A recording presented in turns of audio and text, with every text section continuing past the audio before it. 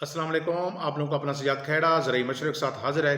मेरे काश्तकार भाइयों, आज आपको एक मकई के फील्ड का विजिट करवाते हैं, दिखाते हैं उसके ऊपर जो ना फॉल आर्मी वार्म का अटैक हो चुका है।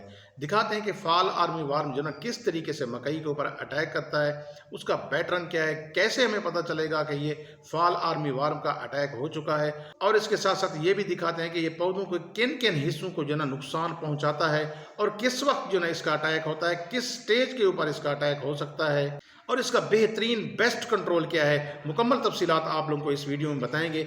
जिन दोस्तों ने चैनल सब्सक्राइब नहीं किया वो सब्सक्राइब कर लें और साथ बेल का बटन भी दबा दें ताकि हर ज़राई मालूमात का नोटिफिकेशन आप लोगों तक बर वक्त पहुंचता रहे। आइए काश्तकार भाइयों, आपको मकई के फील्ड का विजिट करवाते हैं। मेरे काश्तकार भाइयों, आपको मेज़ के फील्ड के अंदर खुश आमदीद कहते हैं। जैसा कि आप देख रहे हैं कि मेरे काश्तकार भाइयों, ये इस तरह का अटैक जो नज़र आ रहा है, ये फॉल आर्मी वार्म का अटैक है।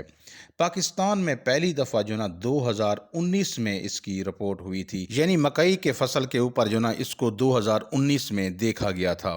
इसका जो आबाई मुल्क है जहां ये सबसे इसने पहले शुरुआत की थी, वो अमेरिका और अर्जेंटीना है। इसके बाद जो ना 2016 में इसका हमला जो ना अफ्रीका में भी देखा गया था। इसके बाद 2018 में इंडिया और चीन में मकई की फसल के ऊपर इसका हमला देखा गया। फिर ये 2020 में बहावलपुर, सहीवाल, उकाड़ा और चिनियोट में मकई के फील्ड के अंदर पाकिस्तान के इलाके पंजाब में इसका हमला देखा गया। ये अब तकरीबन पाकिस्तान के हर इलाके में पहुंच चुका है जहां मकई की काश की जाती है। फॉल आर्मी वार्म पिछले चंद सालों से काश्तकारों के लिए ये परेशानी का बास बना हुआ है। ये मकई की फसल को बिल्कुल तबाह व बर्बाद कर देता है अगर इसको कंट्रोल ना करें।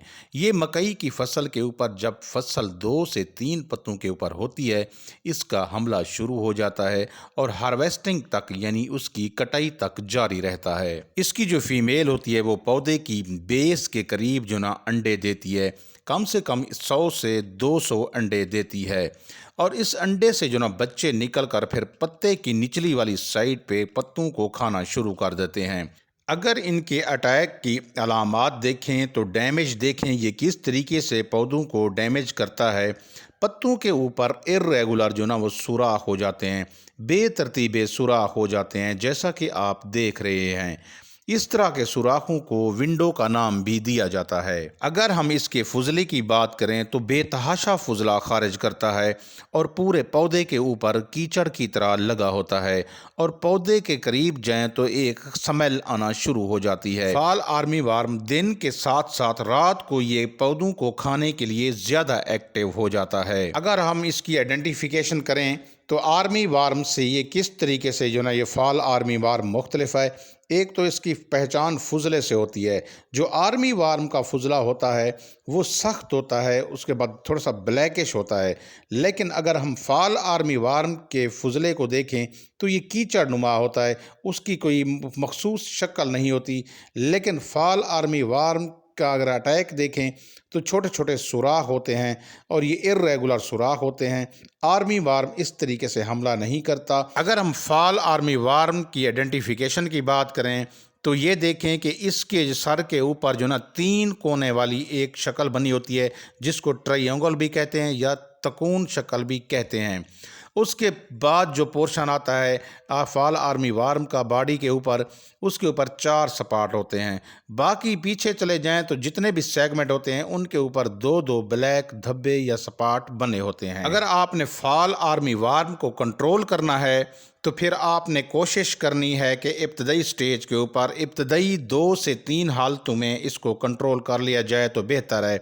वरना जो ना बाद में ये बहुत ज़्यादा शदीद नुकसान भी देता है और बड़ी मुश्किल से कंट्रोल होता है और ख़र्चा भी ज़्यादा हो जाता है।